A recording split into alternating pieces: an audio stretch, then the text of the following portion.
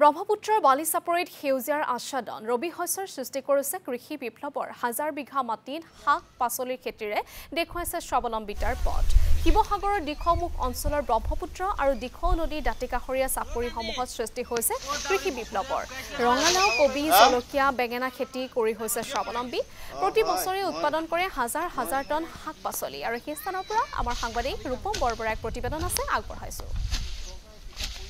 বানে ধোৱা খৰাগুৰি চাপৰিত কৃষকে ৰচিছে সপোন মই বৰ্তমান উপস্থিত আছো শিৱসাগৰ জিলাৰ ঐতিহাসিক খৰাগুৰি চাপৰিত পুনে পুনে কেমেৰা পাৰ্চন আব্দুৰ ৰহিমে দেখুৱাব সামগ্ৰিক পৰিৱেশখিনি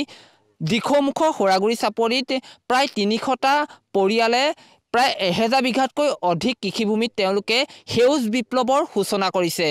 বজাৰো আমাৰ পথাৰো আমাৰ শ্লোগানেৰে তেওঁলোকে এনেধৰণে যেহেতু কৃষি কৰ্মত ব্যস্ততা হোৱা দেখিবলৈ পোৱা গৈছে প্ৰায় ১০০০ বিঘা কৃষিভূমিত সেউজ বিপ্লৱৰ সূচনা হৈছে বুলি ক'ব লাগিব মই পুনে পুনে এক সুন্দৰ পৰিৱেশ দেখুৱাইছোঁ যেহেতু শিৱসাগৰ জিলাৰ ঐতিহাসিক খৰাগুৰি চাপৰিতে যেহেতু বাৰিষা হ'লে বানে ধুই যায় তাৰ পাছতে কিন্তু কৃষকে তেওঁলোকে সেউজ বিপ্লৱৰ সূচনা কৰা দেখিবলৈ পোৱা গৈছে মই পুনে পুনে কৃষক আছে মই তেওঁলোকৰ পৰা জানিবলৈ যত্ন কৰিম দাদা আপোনালোকে কি খেতি কৰিছে আৰু কিমান বিঘা মাটিকালি আপোনালোকে খেতি কৰিছে ইয়াত প্ৰায় আমাৰ ১০-১৫ বিঘাৰ ওপৰত মাটি আছে বৰ্তমান সৰ্বমুঠ কিমান আছে সৰ্বমুঠ আমাৰ গোটেই যদি গাঁৱৰ মানুহে খেতি কৰে যায় তেতিয়াহ'লে ১০০০ বিঘা পাৰ হ'ব ১০০০ বিঘা পাৰ হ'ব তাৰ আপোনাৰ প্ৰতি ঘৰ মানুহে খেতি সম্পূৰ্ণৰূপে কৰে মানে কেইবাটাও আইটেম কৰে তোমাৰ বিলাহী কৰে আলু কৰে বেঙেনা কৰে কবি কৰে তোমাৰ পাত শাক জাতীয় কৰে এনেকৈ কৰিয়ে প্ৰায় মানুহে আমাৰ ইয়াত প্ৰায় মানুহ কৃষিজীৱী বুলি ক'লেও মিছা নহয় মানে ১০০০ বিঘাৰ ওপৰত আমাৰ সম্পূৰ্ণ মানুহে খেতি কৰি আছে এতিয়া বৰ্তমান হ'লেও মানে কি আমাৰ কিছুমান সমস্যা আছে সমস্যা কিছুমান মানে কি এনেধৰণৰ হয় আমাৰ এতিয়া খেতি কৰিছে ৰাইজে এইবিলাক আপুনি দেখিছেনে ৱাৰ ফিটিং কৰিব লগা হৈছে মানে আমাৰ ইয়াত হাতীৰ প্ৰকোপটো বেছি এক নম্বৰ কথা হাতীৰ প্ৰকোপটো বেছি আনহাতে আমাৰ এতিয়া গৰাখহনীয়া আহি আছে বৰ্তমান মানে কি ১০০০ বিঘাৰ মাটি বৰ্তমান এতিয়া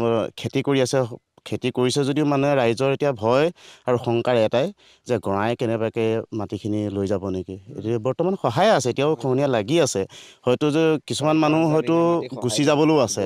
খেতি গুচি যাবলৈ আছে কিছুমান মানুহৰ তেনেকুৱা হৈ যায় গতিকে এতিয়া ভয় আৰু শংকাৰ মাজতে মানুহে তেনেদৰে আৰু খেতি কৰি আছে এতিয়া বাৰীৰ পৰা বৰ্তমান আমাৰ পাত শাক জাতীয় গৈ আছে আৰু ২ দিনৰ পাছত বেঙেনা ওলাব ইভাগে আপোনাৰ আলু খান্দিব হৈ আছে এইবোৰ দেখিছেই নহয় আলু খান্দিব হৈয়ে আছে খন্দা নাই খান্দিব আৰু কেইদিনমানৰ পাছৰ পৰা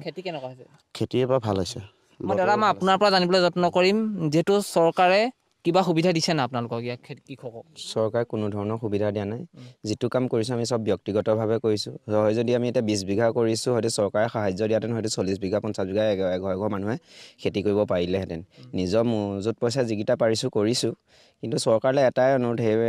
আপোনাৰ কৃষি বিভাগৰ সাহায্য হিচাপেও বাদ দিয়ে আৰু আপোনাৰ আমাৰ যে ১০০০ বিঘা এতিয়া ৩০০ ঘৰ বা ২০০ ঘৰ মানুহে খেতি কৰিছোঁ সেই ১০০০ বিঘা মাটি হয়তো আৰু ১ বছৰ পাছত নাথাকিব এইটো এটা দুখৰ বিষয় বুৰঞ্জী প্ৰসিদ্ধ ঠাই এখন বুলি ক'লে আপোনাৰ কিমান জনবিখ্যাত হয়তো ভাৰত প্ৰসিদ্ধ বুলি ক'ব লাগিব বুৰঞ্জী প্ৰসিদ্ধ বুলি ক'লে ভুলেই হ'ব ভাৰত প্ৰসিদ্ধ ঠাই এখন মানে নিমখিতে যাব আৰু বেছি দিন নাই ১ বছৰৰ ভিতৰত সেই লেখীয়া ৪-৫ বিঘা মাটি সহায় নিলেই অট'মেটিক এতিয়া আৰু ১ বিঘা ১০ বিঘা ২০ বিঘা মাটি প্ৰত্যেক ঘৰ মানুহে কৰিছে যদিও আপোনাৰ এইকণ যে সহায় নিবলৈ আৰু বেছি দিন নাই সেইটো একদম ক'ত বিক্ৰী কৰে আপোনালোকে ইয়াৰ আমাৰ কৃষক বজাৰত বিক্ৰী কৰোঁ শিৱসাগৰ আৰু গৰিসাগৰ বিশেষ আৰু মাল যেতিয়া বেছি হয় আপোনাৰ বেলেগ বাহিৰত চাপ্লাই যায় ধন্যবাদ জ্ঞাপন কৰিছোঁ ৰূপম বৰবৰা আপোনাক এই মুহূৰ্তত আমাক সাংবাদিক হোৱাৰ বাবে